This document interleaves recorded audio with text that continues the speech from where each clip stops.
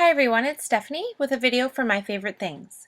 For this video, I'm going to be sharing two cards that I've created with the new stitched mini scallop rectangle stacks.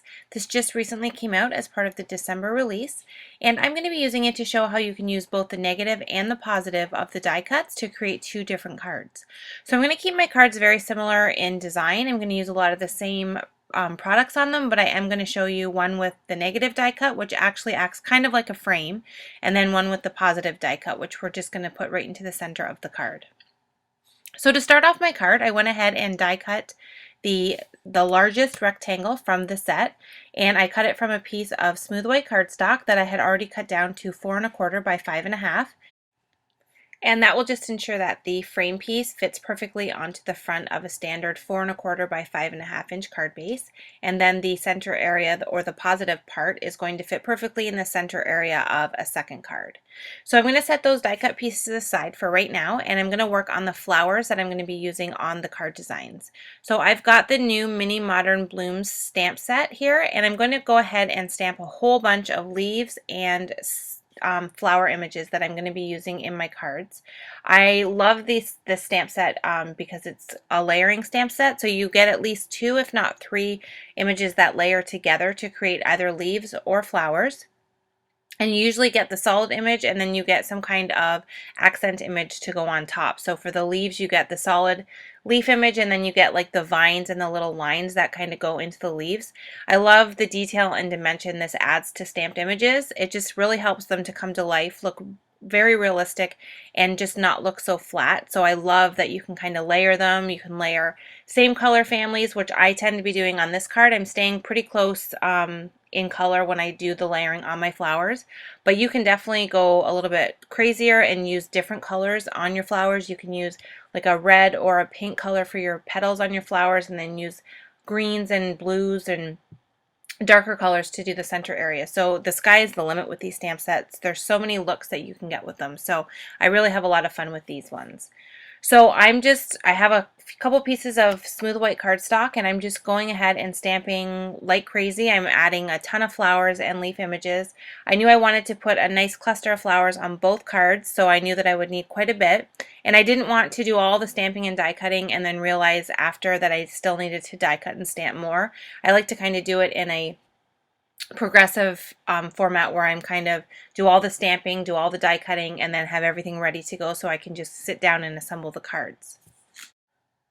Once I had all of the stamping done, I used all of the coordinating dies, which you can see now they have this great opening on the inside so you can see through the dies.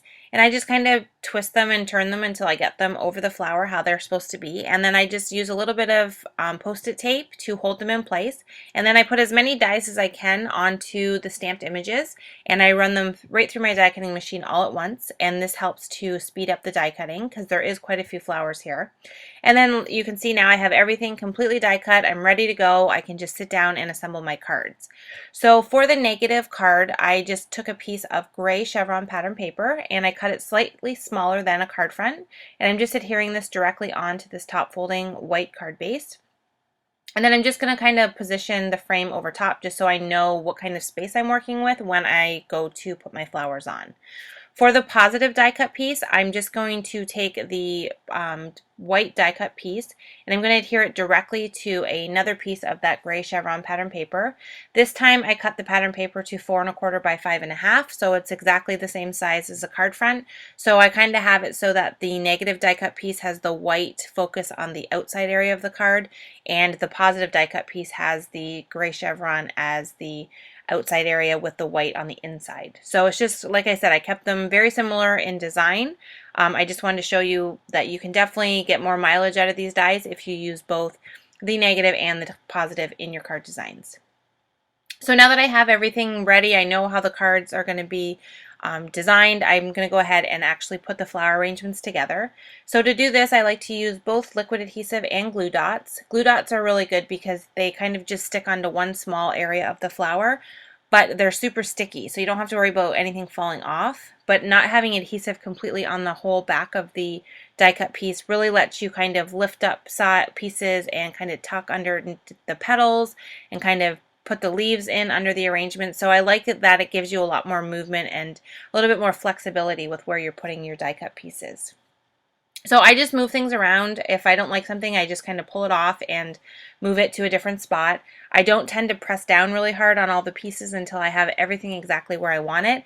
This just ensures that I can kind of lift stuff off without completely ripping the card and wrecking it. So I like to just kind of have a light hand while I position everything and then really push down on everything once I have it completely done. And then once I had my flowers arranged how I wanted them and everything was stuck down, I went ahead and finished with the card designs. So for the negative die cut piece, I just used some foam adhesive and added it all the way around the back of that frame piece, and then adhered this directly onto my card front.